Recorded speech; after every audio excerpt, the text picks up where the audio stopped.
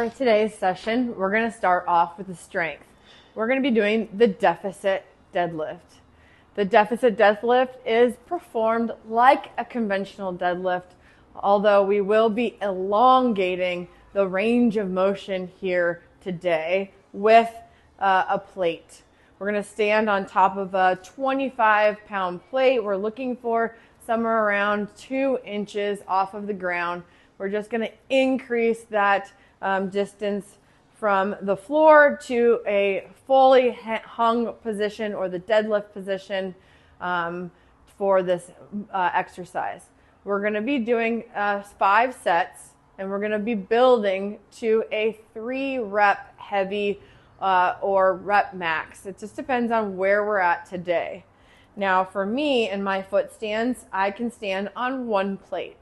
But for you, it may need to be 2 plates side by side. Not a wrong answer. We just want to allow ourselves to be in the proper stance for our deadlift. So everything's going to be very much the same. We're going to go ahead and get ourselves situated. Your feet are going to be slightly narrower than hip width, but maybe you do have to play around with it. Maybe you typically are a wider individual in the foot stance and standing, so your stance may not appear to be narrower than your hips, but it will be narrower than your natural stance.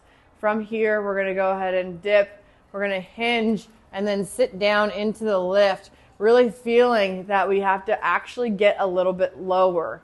We don't want to lower down and be rounded here in the back.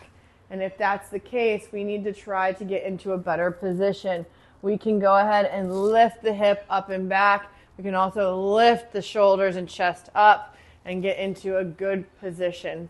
If the deficit is putting you in a position that does have a much more rounded back, I'd like for you to either lower down the deficit so that you are closer to the ground, or eliminate the deficit aspect of it altogether. Our form and technique is priority over really lifting a lot of weight. So again, we'll go ahead and get into that position. Head will be neutral. We're going to take a big belly breath, try to put our weight a little bit closer to the heel, and then we're going to stand all the way up. We'll go back down in the same fashion, keeping those knees out of the way as we bring ourselves to the bottom of that deficit. You can go ahead and set it down and re-grip and reinitiate the lift, or you can go ahead and tap lightly on the ground, not allowing your arms to bend when it does tap, so that we can complete those 3 reps. And again, we're building to a 3-rep max at this deficit.